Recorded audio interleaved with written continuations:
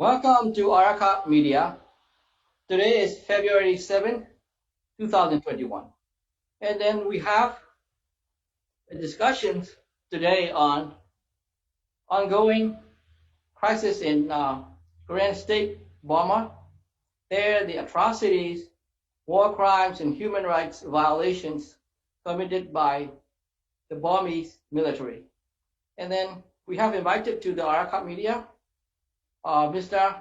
Saw and a Thaw and Kige with the Korean organization America, and Miss Shana with us.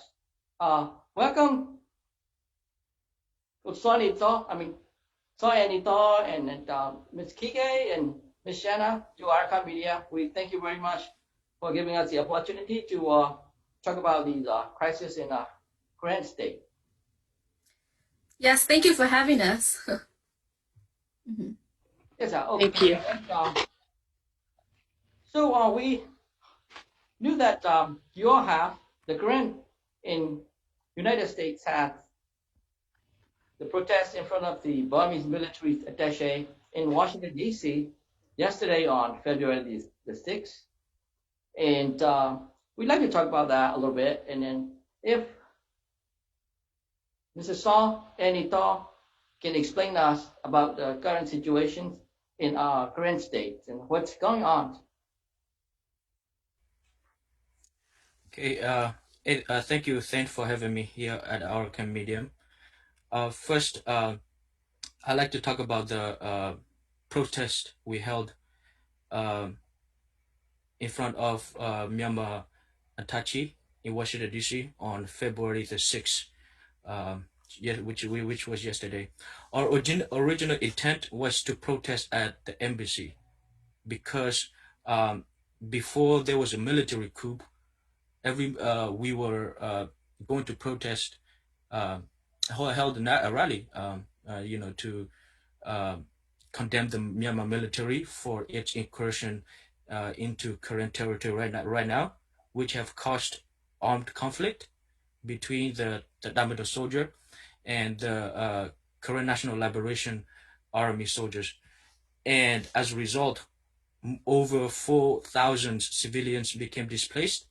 And according to some local news, there are over 7,000 displaced.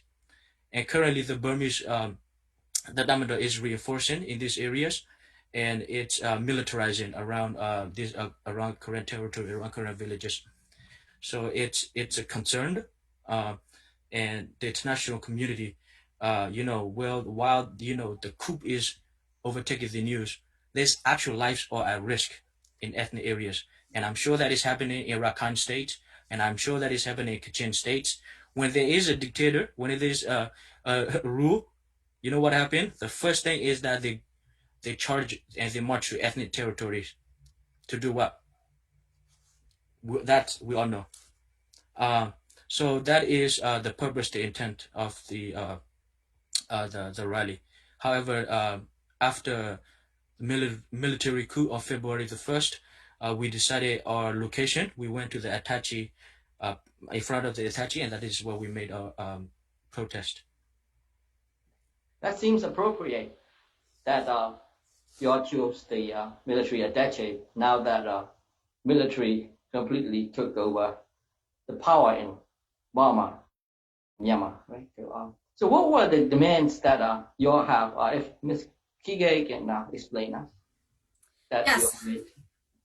Yes, so there's 5 points that we want to let people know. And the first one is to let Burma Army to leave the Korean state right now, and stop killing Korean civilian, and economic sanctions on Burma Army, and urge Burma Army to ICC, and suspend all U.S. funding to Burma Army. So that's the 5 points that we talk about. Right. So you also made the demands that the message across to the U.S. government in some way. Well, at the entity, we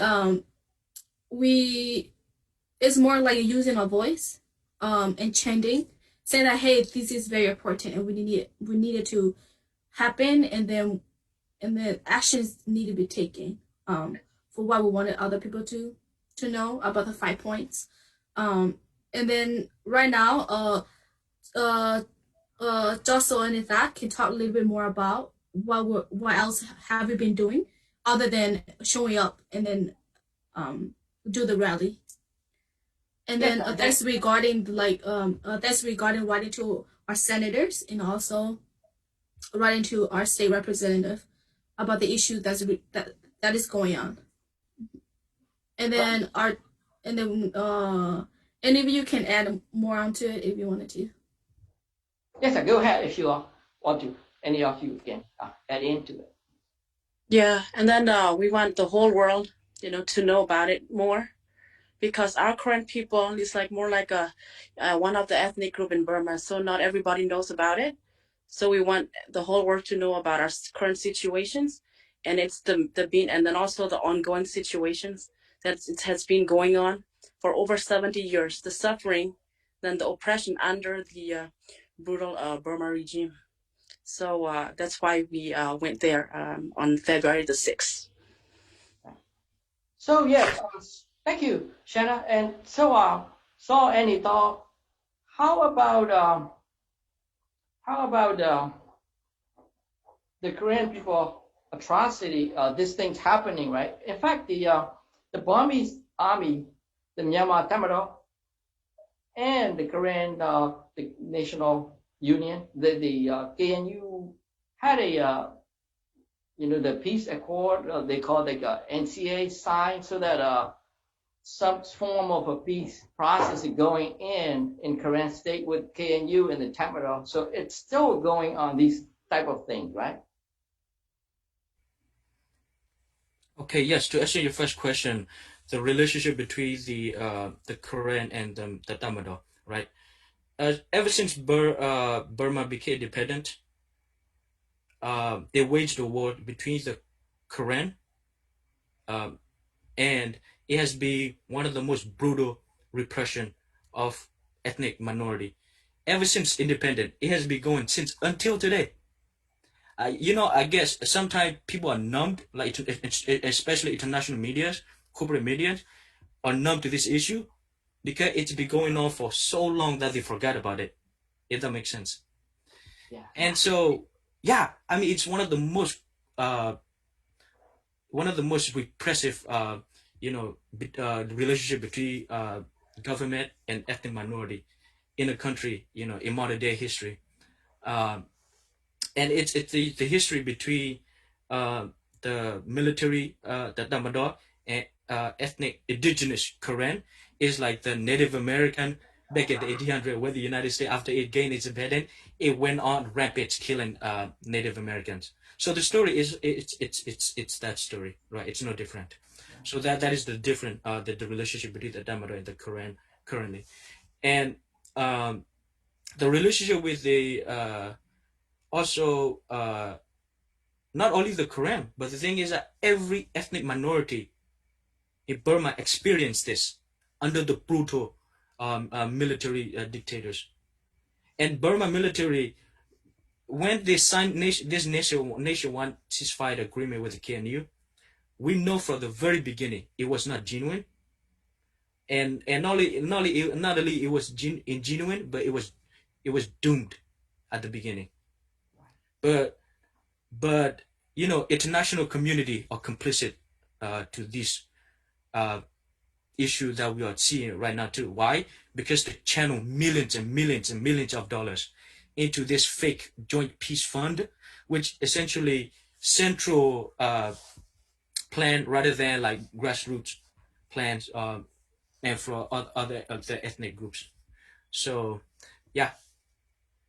So I see. So even under the, like, let's say from 2015 to 2020, the Burma, the Myanmar, was under what people call that in the civilian control, right? The Aung San Suu Kyi and the NLD won the election. They partially or somehow rule in the administrations But so still under those, the atrocity are not like stop, or those NLD government and Aung San Suu Kyi, did she try anything to stop these atrocities and the oppressions going on in like the ethnic area, including this Korean state? What do you think, Ms. Kige? Yes, in regard to Miss Aung San Suu Kyi, we can go into many layers. But I want to talk about one important thing. I think we all saw the video that she confirmed, saying that ethnic cleansing does not happen. And it is a big word, so it doesn't happen. But literally, it happens, because thousands and millions of my Korean people, Ganyapo, has been like, they were sacrificed, they were killed, they were tortured, and they were raped. So those are the evidence saying that, hey, ethnic cleansing does happen. And then the ceasefire peace, the peace is one of the tactic to actually to use. Well, it's for the military, the Burmese military, to use it so that they can go into the Korean village, building roads, meaning that, hey, this is about building friendship, but actually they're going into our villages, taking resource, killing, by using drone civilians, such as that, so that they know where Korean people are. And then one tactic that they use is where they try to separate the Korean people in different groups, so that the Korean people are not in one group. So that means that it's easier than for them to kill the Korean people, or like to torture or to rape. So like they use a lot of brutal tactics, although like the media will show that, hey, everything's fine, but it's not. From what we see, so I would like to say that, like, we need to refer the Burma Army to ICC, because this is a serious issue, and then the leaders actually need to take action. I think the leaders all around the world know what's going on, but there's no action. Right. So my question is that, what are we doing? If we're gonna live under justice, but if not justice not served, then what is the purpose of having a court? If that makes sense. Right. Yeah, thank you, Ms. Kige. Ms. Shana, I wanted to add into this, if you could. These NCA peace accord, the National Ceasefire Agreement, is basically a fake one, just to like invade Korean state and then oppress Korean people in a legal way. And also, it seems that 2008, the constitution that they have in Burma, also brought a fake democracy, and like they call it united, state type of the union of Burma. But in reality, nothing is the genuine there. So what do you think of it? That my thinking is, working with them is, we can never trust them. Doesn't matter it's on paper or verbally or whatever. They will not, they will never give us, freedom, because you think about the situation right now. Even their own people, they are against their own people, and then think about we as a ethnic group. If they can, do it to their own people, then we are nothing to them. So we can never trust them. And then as NCA, I don't think it's work at all, because this is just like a piece of paper, and then they can ruin it anytime, and then they will never. We cannot trust the brutal Burma army. Thank you, Ms. Shanna. So any thought about this recent coup that happened now, that military is taking charge of like the whole country? they took the power. In fact, the power, I think, is already in their hands, right? Military never left the power in any other hands that except them. And so, but now that clearly they go into these coup situations and like taking control of the whole thing. So what's your expectation on this? How bad is it going to be to Korean people and the ethnic people? And then what should we be doing in this situation?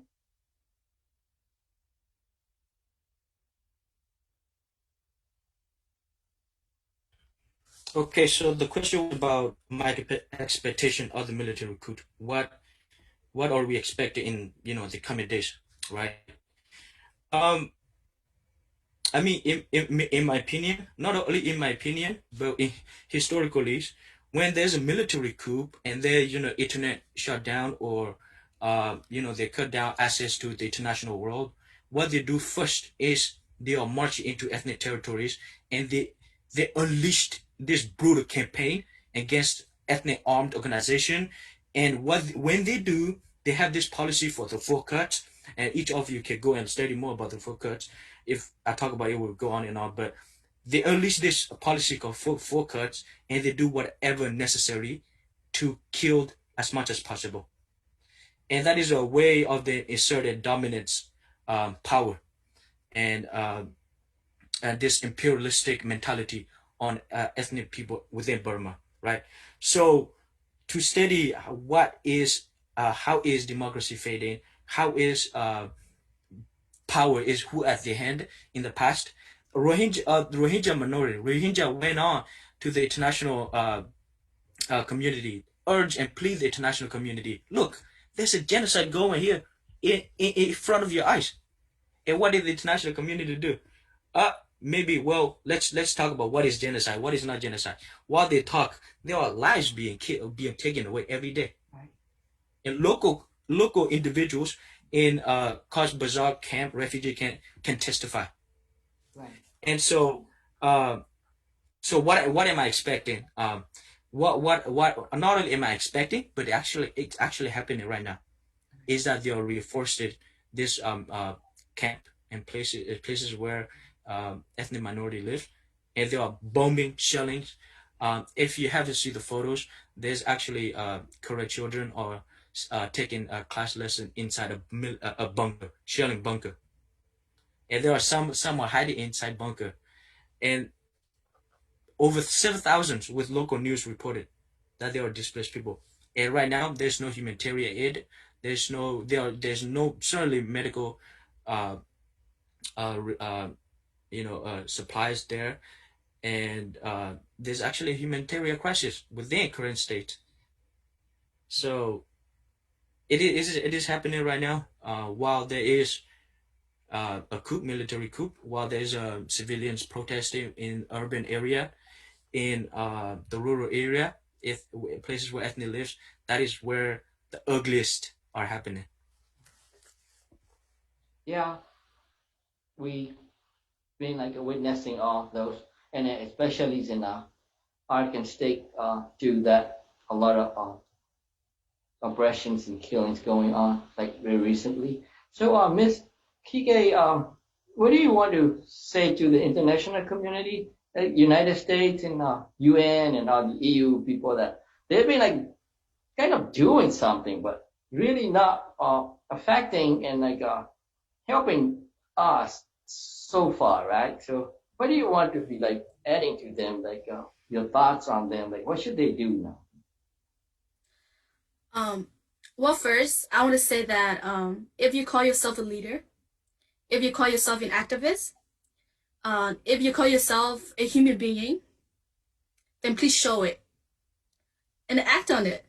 We cannot discuss anymore. There is like millions of information, millions of crimes and evidence of what the Burmese military has done. But yet there's no action. That's why I want to come back and then bring in the aspect of leadership. And then again, like being educated, being wise, having as much knowledge as you can, but if you don't have moral ethics, it is nothing. So for what is going on for the past 70 years, we cannot turn a blind eye anymore. We cannot. And then I also want to speak to fellow youth out there, whether it is my Korean youth, whoever identified themselves as ethnic or identify themselves as Burmese. Uh, Seek education, but also seek wisdom that comes with justice, because we are going to be the future leader. But if you know where you stand, you're more likely to be deceived, or more likely to be fooled by people who are like such as the military regime. And then I want to go back to the Burmese military strategy. Jonathan already mentioned one, which is like the four cuts, right, policy. But there's other two policies that they use. It's no man's land policy, and then we can vividly see that is it really happening, where like they cut it, like where they are like executing everybody, the included children's, and use children's to be in the military, use women to carry their supplies, rape women to show that hey, I'm a man, but no, you're not. And another thing is sweeping. So sweeping is when they, like when I said about like they're spreading us into like little groups. That's like the sweeping strategy that they use, and it's been happening over 70 years. And yet, all this is happening. All this is in the news. Um, so like again, I urge you, if you call yourself a leader, if you're in a position where you can make a change, make it happen. Not just discuss. No more discussion. No more talking. Take action. We need to take action. Um, it's kind of like the phrase word I use is you got to walk the talk. Yeah, that is my words. Thank you, Ms. Hige. And Ms. Shanna, so when you want to talk to international community, also I'd like to think that if you have any advice to Korean people in Korean state and the Burmese that in the general. Yeah, like Kui already mentioned so much already. So like never turn your blind eyes. You see the evidence, you saw it, you've been seeing it, you've seen it. It's everywhere. We have pictures, we have witnesses, that telling you like it's the brutal Burma regimes are oppressing us, but still, those leaders, they're not doing anything. They're just there sitting and watching us. So we would like for them to take action for us, and then please, bring these, the brutal Burma, like the top leaders, bring them to justice. We want to see them there because they have committed such a serious crime, genocides. And also, I'd like to encourage the young people. This is a new generation compared to so many years ago. Like before, we didn't have education. Now we're in like a new country. We're in a country where you can learn, you can do everything. So please, try your best to learn, and then to advocate for your people. And also now we have the social media. We can talk. We can do anything. So please don't be afraid to talk and speak out loudly for the voiceless, for the innocent. Yeah, let's be the voice for everyone who are suffering. Thank you. Thank you, Ms. Shanna. Sorry, so if you have anything to add in and I might add a few, and here it is. America love to preach about democratic values. They love to preach about life, liberty, pursuit of happiness. They love preaching it. They love saying it. But there's life going on, in another part of the country where the same people are fighting for these values. Over 70 years, when the military with its brutal campaign and just killing people, killing human beings, it's been going on. And while those people are like wanted these ideas, wanted to implement these ideas. You can see that in the nationwide ceasefire agreement when the Kenya went on to sign this. They wanted to, come on, war have done so much damage. They went on to do that, but the Burmese said, that's not enough. It has to end in our own terms, and because of that, it's they go on and on and on and killing. And here is America politics, talking about life, liberty, oppression of it as a global superpower and as world leaders. What are the world leaders doing? They are paying attention what they're doing. So there's certainly hypocritical politics here in Washington D.C. Yes, I also want to add more into it. Yeah, so we didn't talk much about business, right? But this is a big thing that's happening. And it's also a tactic for the Burmese military to use, right? To invite, big corporations, businesses to partner with them, whether that's buying guns, buying weapons, or even taking resources. So I want to talk about the motherland, about environmental rights. So one thing that I want to bring into the attention is that our current people is fighting to protect the land, the green land, that bring us life, that bring us resources, but yet we keep being forced. The Burmese military keep invading our land, which is making it really, really difficult for us to keep the green land.